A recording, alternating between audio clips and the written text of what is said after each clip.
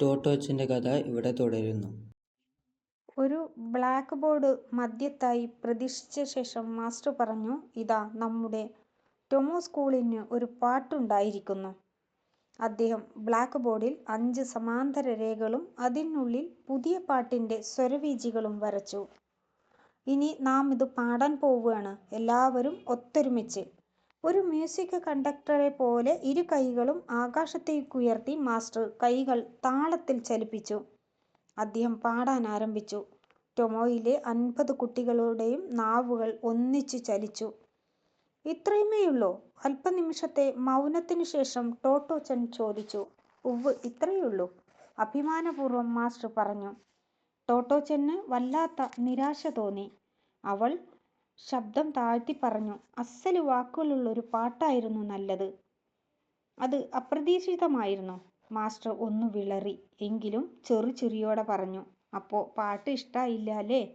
ഒന്ന് നിർത്തിയ ശേഷം മാസ്റ്റർ തുടർന്നു, "ഞാൻ കരുതി ഇതായിരിക്കും കുറെ കൂടി രസാന്ന്." പുതിയ പാട്ട് ആർക്കും തന്നെ ഇഷ്ടപ്പെട്ടില്ല എന്നതാണ് നേര്. അത് അത്രയേറെ ലളിതമായിരുന്നു. പാട്ടേ ഇല്ലാതിരിക്കുകയാണ് ഇതിലും ഭേദം, കുട്ടികൾ വിചാരിച്ചു. കൊബയാഷി മാസ്റ്റർക്ക് ദുഃഖം തോന്നാതിരിക്കണം. പക്ഷേ അദ്ദേഹം കോപിച്ചില്ല. മാസ്റ്റർ സാവധാനം ബോർഡിലെ സ്വരരേഖകൾ മായ്ക്കാൻ തുടങ്ങി. തങ്ങളുടെ നിലപാട് കുറച്ചു ക്രൂരമായി പോയെന്ന് കൊച്ചു ടോട്ടോക്ക് തോന്നാതിരുന്നില്ല. പക്ഷേ എല്ലാറ്റിനുമുപരി അവളുടെ മനസ്സിൽ വന്നു നിറഞ്ഞത് മറ്റെന്തോ ആയിരുന്നു. എന്തായിരിക്കും അത്?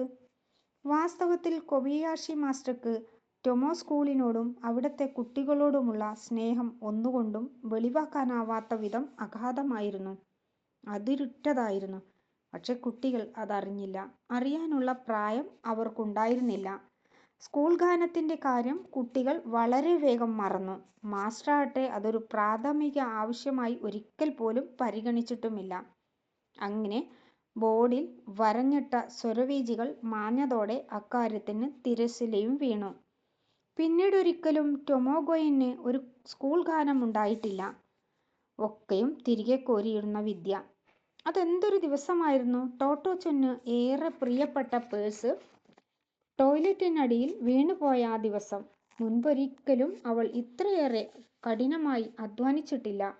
പേഴ്സിൽ പണമൊന്നുമില്ലെങ്കിലും ടോയ്ലറ്റിൽ പോകുമ്പോൾ പോലും അവൾ അത് കയ്യിൽ മുറുകെ പിടിച്ചിരിക്കും. അത്രയേറെ ഇഷ്ടമായിരുന്നു അവൾക്കത്. പട്ടുനൂലുകൊണ്ട് നെയ്ത് ചുവപ്പും പച്ചയും മഞ്ഞയും വരകളുള്ള അഴകുറ്റ ചതുര പേഴ്സ്. അഗ്രത്തിലെ ത്രികോണാകൃതിയിലുള്ള പ്ലോപ്പിൽ ഒരു വെള്ളപ്പതക്കം പോലെ സ്കോട്ട്ലാൻഡുകാരനായ ടെറിയൻ നായയുടെ കൊച്ചു ചിത്രം.